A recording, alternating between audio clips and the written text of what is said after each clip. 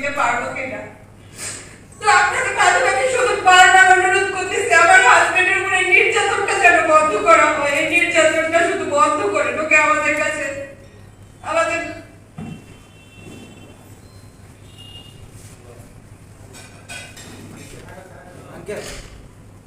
আমি আর কথা বলতে আমার খুবই কষ্ট হচ্ছে এখন, বিশেষ করে আমার সন্তান দুটোর মুখের দিকে তাকিয়ে। আর আমার অনেক কথা সন্তানকে এই অবস্থায় একটা মানুষ গেলে তার উপরে শারীরিক মানসিক এখন আমার অবস্থা আমি জানি না। আমার আর একজনকে আমি সুস্থ স্বাভাবিকভাবে পৃথিবীতে আনতে পারবো কিনা সেটাও আমার শঙ্কা। আমার নিজের মানে ডায়াবেটিস, হাই লেভেলের ডায়াবেটিস, ইনসুলিন নিতে হয়। তো এই দৌড়াদৌড়ি মানে ওকে এখন একটা মানে কোটপাড়ায় যাওয়া বা জেলখানা যাওয়া একটু খোঁজ নেওয়ার মতো একটা মানুষও আমাদের এখন নেই। ছোট ভাইটা ছিল, ওকেও ধরে নিয়ে যাওয়া হয়েছে যেহেতু। এখন এই সম্পর্কে আমার শ্বশুরের বাবা একটু বলবেন। তো আপনাদের মধ্যে আমার শুধুই অনুরোধ যেন একটু মানি করা হয়, যেন উপর মহল যারা আছে ওর উপরে নির্যাতনটা যেন আপনারা না করেন, ওর চিকিৎসার ব্যবস্থাটুকু করে দিয়ে আর রিমান্ডে নেওয়া হয়। তো এই মানুষটার অবস্থা যে কি হবে আমি জানি না, তার জীবনটা যে শঙ্কা করছে। তো আপনাদের মাধ্যমে শুধু যারা প্রশাসন আছে তাদেরকে জোর করজোর অনুরোধ করতেছি যে তাকে আর রিমান্ডে আপনারা দিয়েন না।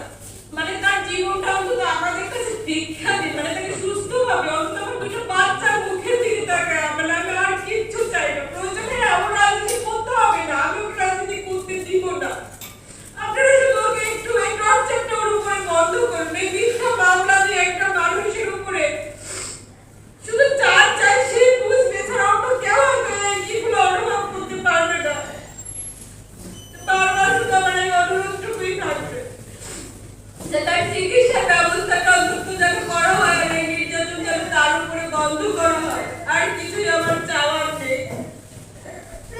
ধন্যবাদ সকলকে। আর কিছু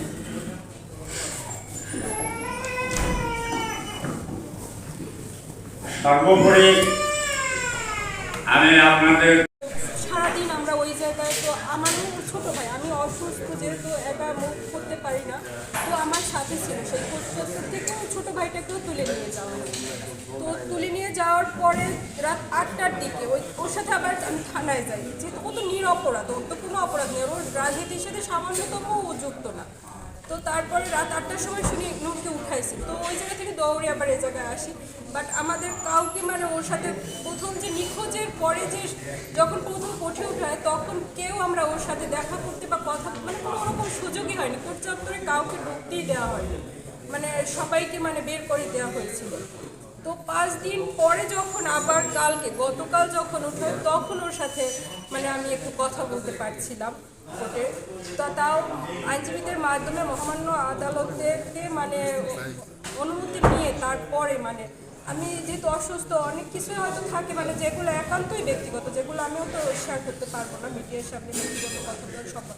তো এই জন্য ওর সাথে একটু মানে মানসিকভাবে বা বাচ্চাদের এটি নিয়ে তখন আর কি ওর অবস্থা দেখি খুবই ভয়ঙ্কর। মানে ওকে যখন ফুটে উঠায় তখন ওই বিভৎস চিত্র মানে কোনো মানে 2 সন্তানের মায়ের আমি আর নিতে পারতেছিলাম না যে একটা মানুষের উপরে এতটা নির্যাতন, এতটা মানে আমি শুনছি যে রিমান্ডে নেয়, বাট আমি জানতো সবাই বলতো যে রিমান্ড মানে জিজ্ঞাসাবাদ করা, ও জায়গায় কিছু হয় না। মানে ওই সান্ত্বনাটুকু অন্তত মনে ছিল যে না কিছু হবে না। কিন্তু যখন নিজ চোখে দেখি যে একটা মানুষকে এইভাবে সে নিজে পায়ে হাঁটতে পারতেছিল না, বারবার করে যাচ্ছিল, অনেকজন পুলিশ তাকে ধরে মানে উঠাচ্ছে, তো এই জিনিসটা আর নিতে